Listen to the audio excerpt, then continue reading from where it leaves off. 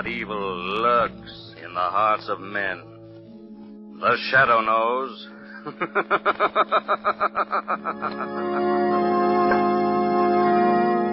Once again, your neighborhood blue coal dealer brings you the thrilling adventures of the Shadow, the hard and relentless fight of one man against the forces of evil. These dramatizations are designed to demonstrate forcibly to old and young alike that crime does not pay.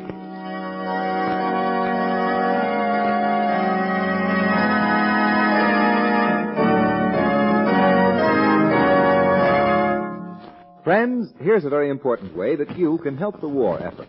You know, it's coal that keeps our war plants humming. Coal that keeps our trains moving. Coal that heats our soldiers in army camps. Yes, coal that supplies vital power and heat to countless wartime activities.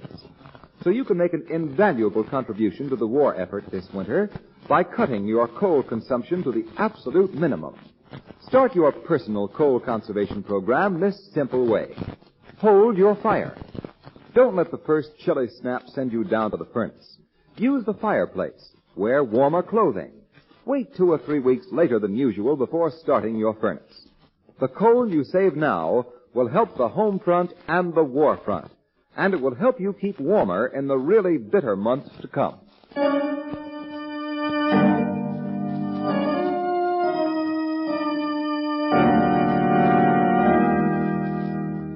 The Shadow, mysterious character who aids the forces of law and order, is in reality Lamont Cranston, wealthy young man about town. Several years ago in the Orient, Cranston learned a strange and mysterious secret, the hypnotic power to cloud men's minds so that they cannot see him. Cranston's friend and companion, the lovely Margot Lane, is the only person who knows to whom the voice of the invisible shadow belongs. Today's drama, The Gibbering Things.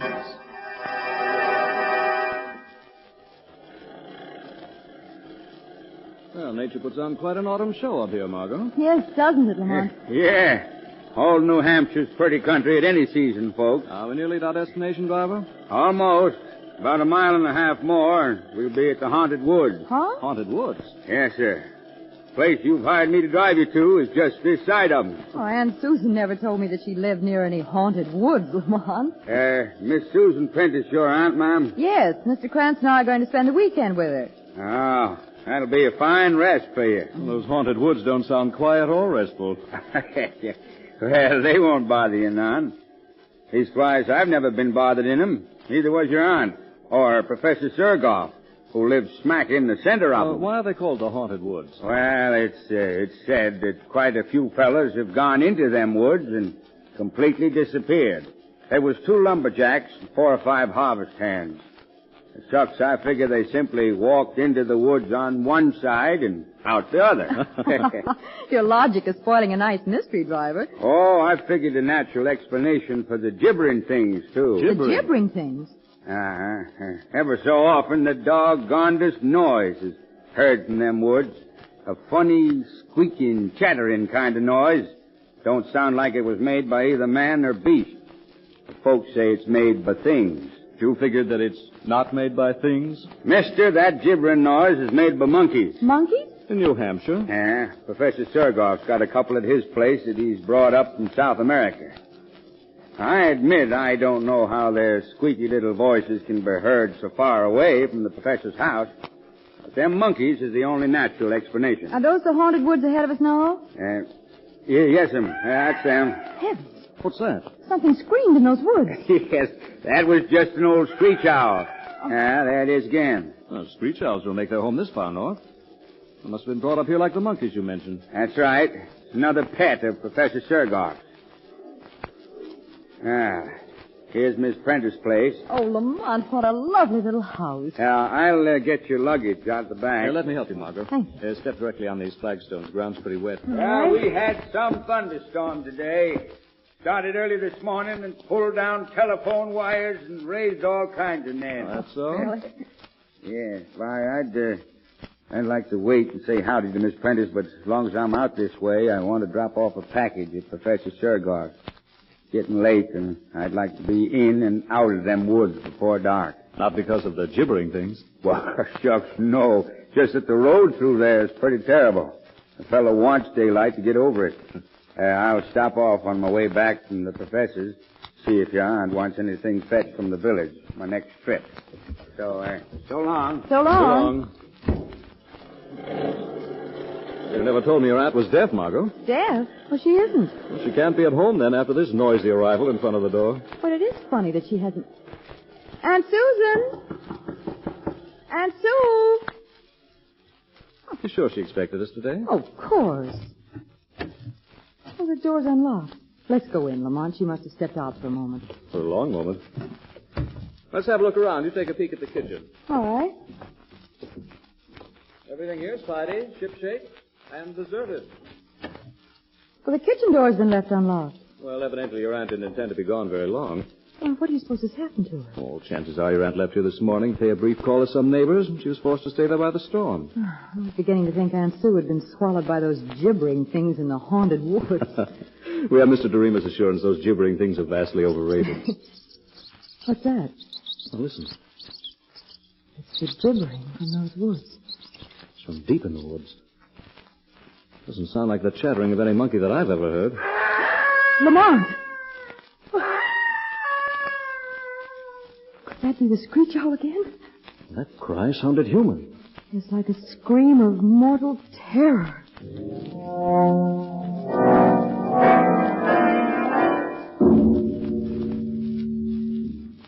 Lamont, we've been waiting almost half an hour now for Aunt Sue. She'd be here by this time if she were all right. Phone's still dead. The cab driver hasn't come back yet, and it's nearly dark. Let's go outside again and watch for him. All right. He said he wanted to be out of those woods before dark. Come on, that gibbering again. It's much closer than before. Seems to come from just the edge of those woods. And the professor who keeps monkeys lives nearly a mile from here. It's growing fainter now. Traveling away. Margot, look here. What? In the earth of this flower bed. Tiny footprints. Why, they've been made by a barefoot child, a baby. Since the rain. How did the baby get out here? These prints were made since I was looking around this garden only a few minutes ago. And their sole resemblance to a baby's is their size. Look closer.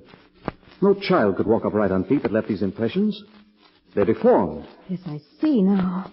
So whatever made the footprints didn't walk upright very far. Here it dropped on all fours. Those are prints of little hands. But only 2 fingers are outlined. And what horrible thumbs. These tracks were left by some animal. But what kind of an animal? I never saw a spoor like this before. Oh, neither have I. Look, they disappear here in the grass. Margot, someone's coming out of the woods. A man? What's he got on his head? It's getting so dark I can hardly see. I think it's a helmet of some sort. He's carrying a net. A net? It looks like it.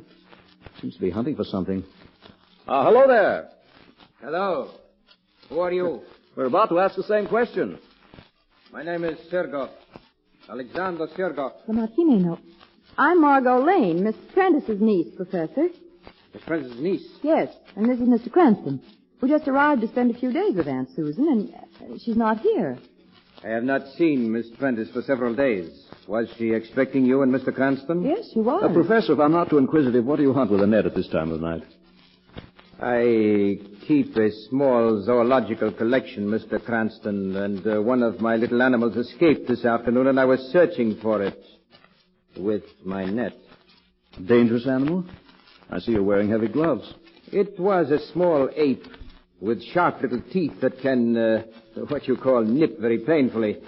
Perhaps you heard it chattering in the woods a while ago. We heard something gibbering in there. That was my little pet. Is it malformed hands and feet, Professor? Does it leave tracks like this? You did not see it leave those tracks? No, we found them by accident a few minutes ago. The creature I'm searching for is not a perfect specimen. These tracks are fresh, which means that it is close by, and I'm most anxious to recapture it, so if you will please excuse me. Good night. Good night. Good night. Well, at least we've learned what's behind those footprints and that gibbering. I'm still wondering if that was a screech owl we heard soon after Doremus left his house. What for, Lamont? I'm going to get a gun and flashlight out of my bag and do a little hunting of my own in these woods. But... where's the light switch? Yes. Oh, thanks. Lamont, the gibbering again. It's just outside the house. You know it's only a crippled ape that... Margot, what? Its face at the window. Where? Gone now. but it was pressed close against the glass. It had no features, Lamont, except eyes and a toothless mouth. It was the face of the gibbering thing!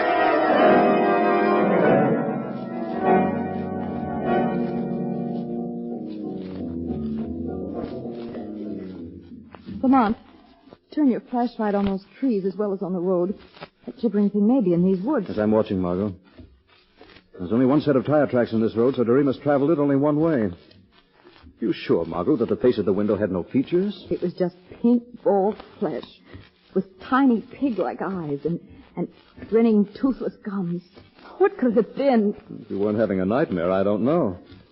Good Lord, look there. Doremus's cab turned on its side. Come on. There's Doremus. Oh! You've been thrown from his cab against that rock. His head's all crushed. Oh, Lamont. Strange.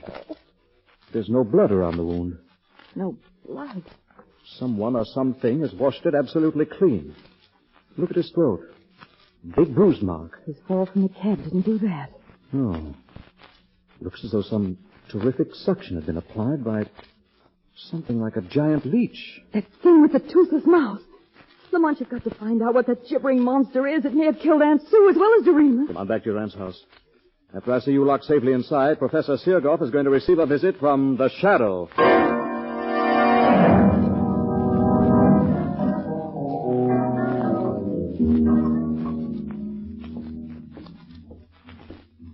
Why are you so worried, Professor? What? Who is speaking to me? I cannot see anyone. I'm the Shadow. The Shadow? An invisible man? A little secret I learned in the Orient. What do you want here? I shall ask the questions. First, did you find the small ape you were hunting for? You know that I was hunted... The Shadow overheard your conversation with a Miss Lane and a Mr. Cranston a while ago. Did you find the ape? Yes. What did you do with it? I visited the cages where you keep your pets and found no crippled monkey there. I was forced to shoot the animal. I buried it in the woods. After it had gorged itself on the blood of Doremus? Doremus? You didn't know he was lying dead in the woods? No, I swear I did not, Shadow. I had nothing to do with it. But you know what killed him? No. Don't lie. You also know the reason for Susan Prentice's disappearance. I do not. Her absence will cause an intensive search. She will not be found here. This is a small house. Nothing could be concealed in it. Search it yourself. Luck has been with you so far, Professor. If telephone service hadn't been disrupted by the storm, the authorities would already have been notified and the search begun. The luck of criminals is never good for long. Your time is running out. The police will find the body of Doremus, and they'll be told about a squealing monster with a horrible toothless mouth. What? The gibbering thing has been seen tonight. Now you must think and act fast, Professor. You must think and act faster than the Shadow.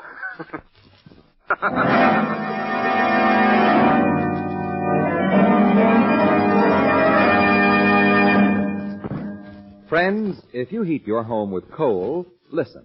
Here's some important good news. Your friendly neighborhood blue coal dealer is happy to announce that he already has available, on a first-come, first-served basis, a small supply of automatic heat regulators to aid in the urgent coal conservation program. Now listen to what an automatic heat regulator does. It takes full charge of your furnace operation, giving you a constant, even temperature day and night. It eliminates those wide swings in temperature when it's always too hot or too cold. It saves you those incessant trips to the basement when you try to control the temperature yourself. It helps protect your family against winter colds, which many doctors agree result from overheating or unstable temperatures. And most important, it saves coal vital to the war effort and money for you. An automatic heat regulator costs little to begin with and soon pays for itself in fuel savings. Don't wait for the first freeze. There are just a few automatic heat regulators available. So act now. Call your friendly blue coal dealer and place your order tomorrow. And now, back to the Shadow.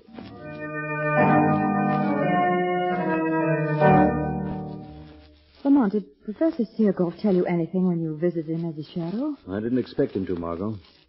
The Shadow's purpose was to force Sirgoff into some revealing action. I'm confident that he'll make that action before morning, but I'm taking no chances. I'm going to leave you again now and go back into those woods. Why? Professor Sirgoff doesn't confine his activities within the limits of his small home. I'm going to discover, if I can, where he carries on his major studies. Let me go with you, No, Lamont. I want you to stay here. Lock yourself in the house and don't leave it. I expect to be gone for some time. Oh. I expect to be gone for some time. Fine. That screech owl. What's that? Back door. Who's there? What do you... Good evening, Miss Lane. Professor Searle. When one locks a glass panel door, the key should never be left in the lock. It is so easy to break the glass, reach inside, and turn the key. Why have you broken in here? I just saw Mr. Cranston go into the woods, and I considered this an excellent opportunity to talk with you alone. That gun. This gun will do you no harm if you're obedient. You and I are going for a little walk, Miss Lane, and you are going quietly.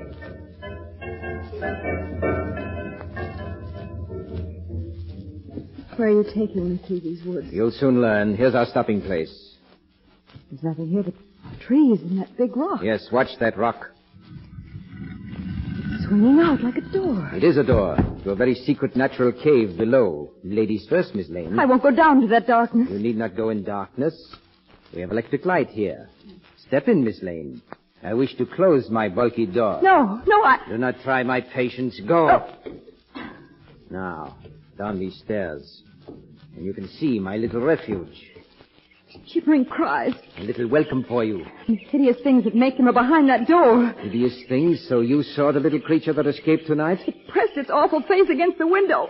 Don't make me look at it again. You won't see anything to frighten you when I open the door. There's nothing in this chamber except those steel cabinets around the walls, that iron water pipe above, and this heavy rope that dangles from the pipe. You will find the rope of special interest. I call your attention to the snap hook on its loose end. No, let me go. As soon as I lock these handcuffs on your wrists behind your back like this, No. and hook the rope to your cuffs like this.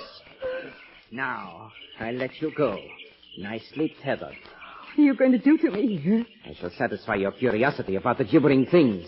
You have seen but one. I have many such children. Children? Yes. I am their father, their creator. I am their God. I have discovered the secret of life. Of life? I have evolved a complex life form from the single cell. Nature required 1 billion years to do what I have done in 10. I am greater than nature. You're a madman. Am I? You shall see. The steel cabinets you see around these walls are really insulated soundproof covers for my children's cages. This lever opens the apparent cabinets. Watch. Before you saw the handsomest of my little beauties. Now you can look at them again and 30 of his brothers. Hear them squeal their greetings to you. No, let me out of here. Do not be afraid. Their cages are strong. They cannot get at you now. Please, they're so horrible. Well, I admit that I have not as yet achieved perfection in their appearance, but I progress. Now, here is my first experiment. It resembles a shapeless sponge, but it's alive. It moves and breathes. Oh, please. And here is a little creature that lacks arms and legs. See it bounce its way about? Its brother in the next cage has twice the usual number of limbs. This one has 8 hands. That one has no eyes nor ears. And there's one with no head. And here's one without a body. Stop it, stop But they're all alive, Miss Lane. All can move and fast. All have mouths and appetites, Miss Lane. For human blood. Their only diet. Human blood. Yes, I keep human cows, Miss Lane, and you are to become a human cow and feed my children. Oh, no. That is why you're tethered here. This chamber is their dining room. I shall pull a lever that opens their cages as I go out this door to safety. They're very greedy, but I will not let them drink too much of your blood, Miss Lane, for now you're a cow and valuable to me. I leave you now to pull the lever. Ah! My throat! You feel the shadow's hands upon you, Seagoff. The shadow. Oh. The shadow is a man would like to close his fingers tight about your neck. As a respecter of the law, he lets you live. Oh, Shadow. Unlock your handcuffs, Seagoff. Don't touch me again, I will. Be quick. There. Oh, I'm free. I'm free and I can leave this room. Go where I won't see and hear those awful things. Yes, go. And I'll go with you out that door. Seagoff! The door is locked and closed upon you, Shadow. The lever that opens my children's cages is on this side of the door, and I release them now. No! My children do not have to see a man to find him, Shadow. Their greed for blood will lead them to you, and they have to have all your blood, Shadow. You will be dead before this door is opened. Dead!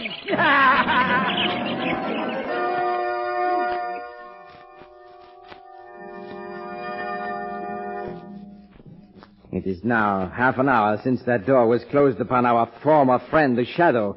My children have killed strong men within 5 minutes, so I think it is time, Miss Lane, for us to view the remains, which will be visible, I imagine. But first I shall reunite you with your aunt. You have my aunt here? Yes, unfortunately escaped and told me of her intention to notify the authorities. I was forced to add her to my herd of cows. That herd includes the itinerant lumberjacks and harvest hands who have disappeared in the haunted woods. When fools hear their screams of pain, they think they hear my little screech owl. Oh, there's no word that fits you. Before I can safely view the dead body of the Shadow, my children must be returned to their cages. And my cows take care of that. Your aunt's stall is behind this door. Aunt Sue. Aunt Sue. I will let her out. Margot. Oh, Margot. What a touching reunion. You shall see a great deal of each other from now on, for you will be stable together. My male cattle are in here. Come out, beasts. And don't forget that I hold the usual loaded revolver.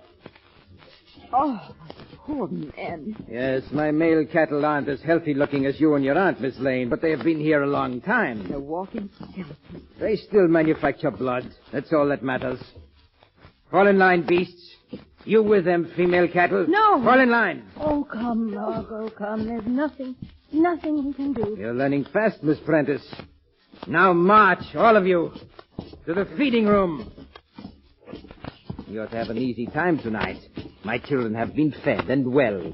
You need only pick them up and return them to their cages. Pick up those things? Yes, Miss Lane, and tenderly. Unlock the door. Go in and do as I've told you. Now, you see how tame my cattle are, Miss Lane? You will soon be like them. Hurry in there. Get my pets behind their bars. I'm anxious to come in and pay my last respects. Your children are in their cages, Master. Ah, now we shall see. I thought the Shadow would be visible in death. His mental power is gone. But I do not see him. Can you feel him, Sergov? Ah! Shadow! Yes, I'm not an easy victim, Sergov. Pick up that gun he dropped, Miss Lane. Something we cannot see has got him. Give Sergov to us. Keep back, you men. I know how you must hate this devil, but I promise you he'll get justice. Now, everyone leave this room. Everyone but Sergov. Everyone but me. You're going to be left alone here. Alone as you've left the others. No. Do not put those handcuffs on me. Oh, yes.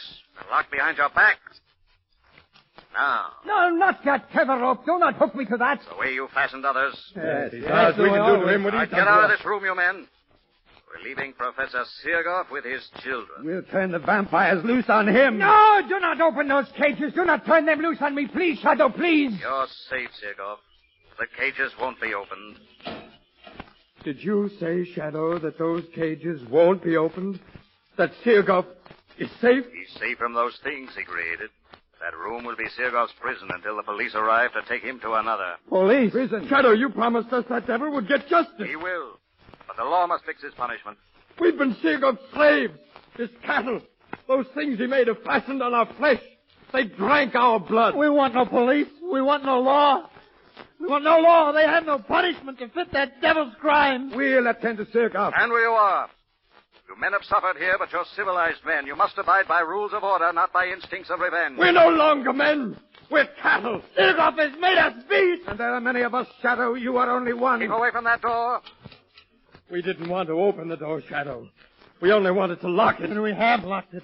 We have the key. Pull the lever that opens those cages. No. You're too late, Shadow. Listen. Sergov's children move fast. They've already reached their father. We've given Sergov the justice he deserves.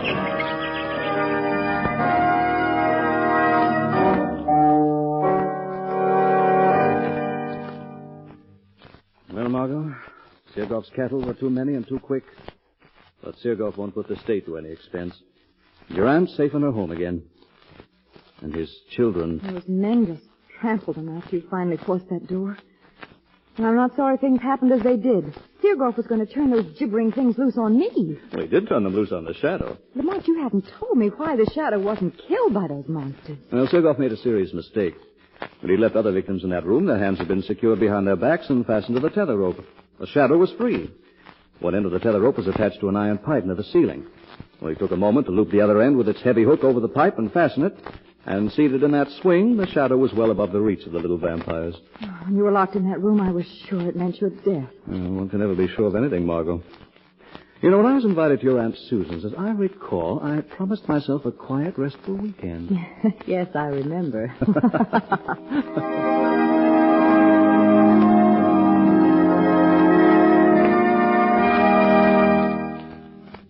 Now let me introduce Blue Coal's distinguished heating expert, John Barclay. Thank you, Ken Roberts, and good evening, friends. I'm glad to be back with you again. And this year, with fuel so vitally needed for the war effort, I hope to bring you special information that will help you to heat your home more efficiently and economically. Thousands of tons of coal can be conserved if everyone will give special thought to the efficient operation of their furnace. Operating a heating plant efficiently is easy. And if you will follow a few simple suggestions, you can not only save considerable fuel, but your home will be healthfully heated as well. A clean furnace is number one on the list of important things that will result in conserving fuel. So put your heating plant in good working order. It's easy to clean a furnace. For tools, all you need to do a good job is an inexpensive wire brush and a scraper. You can get these at any hardware store. Buy a small can of asbestos furnace cement. Have all soot and fly ash. Use the asbestos cement to seal up leaks around the smoke pipe where it enters into the chimney. Make sure that the dampers are in good working order and that all furnace doors fit tightly. Remember, a clean furnace conserves coal, gives you more heat for the fuel you burn, and will keep your family warm and healthful all winter long. I thank you.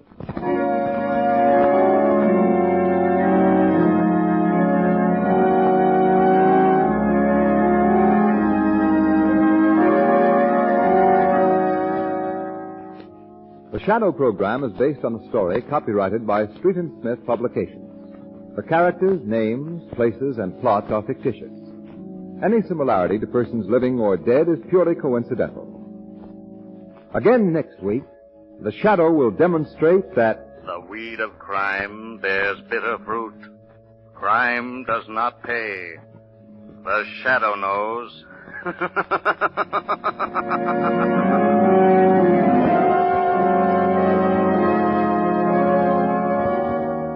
Next week, same time, same station, your friendly Blue Coal dealer brings you another strange and thrilling adventure in the Shadow's daring battle against the forces of evil. Be sure to listen. This is Ken Roberts saying, keep the home fires burning with Blue Coal.